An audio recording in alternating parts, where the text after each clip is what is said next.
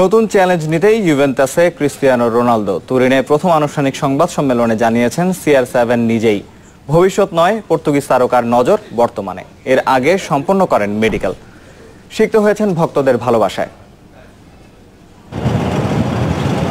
নতুন অধ্যায়ের শুরুটা এভাবেই হলো চ্যাম্পিয়ন ক্রিস্টিয়ানো রোনালদোর। গ্রিস হয়ে তুরিনের এয়ারপোর্টে CR7 রিয়ালের সাথে 9 বছরের সম্পর্কের ইতি ঘটেছে বিশ্বকাপ চলাকালে। আর গ্রেটেস্ট শো অন আর্থের পর্দা নামার একদিন পরই নতুন ঠিকানায় বিশ্বের সেরা খেলোয়াড়।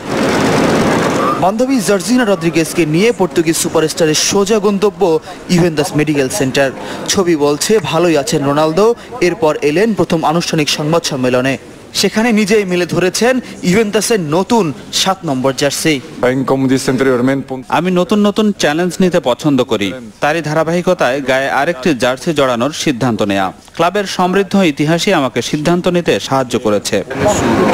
তাকে ছেড়ে কতটা সুখে আছে সাবেক ক্লাব রিয়াল? কেন রোনালদোকে ছাড়লো লস ব্ল্যাঙ্কোস? কেনই বা মাত্র 112 মিলিয়ন ইউরোতে? এমন প্রশ্ন ছিল তুরিনের সংবাদ সম্মেলনে, যেখানে কৌশলী CR7। আমার বয়সী খেলোয়াড়রা যখন কাতার কিংবা চীনের ক্লাবে যোগ দিচ্ছে, সেখানে বলতে হয় নতুন চ্যালেঞ্জ নেওয়ার জন্য ইউভেন্টাস আমাকে বড় সুযোগ করে দিয়েছে। তবে ভবিষ্যৎ নয়, আমি বর্তমান নিয়েই ভাবছি। ফুটবল খেলছি, উপভোগ করছি। তবে মাদ্রিদের চিত্র যাই হোক, সুখী ইউভেন্টাস সমর্থকরা। মেডিকেল সেন্টারের সামনে প্রিয় তারকাকে এক নজর দেখতে ছিল হাজারো চেষ্টা। ফয়জুল ইসলাম, চ্যানেল 24।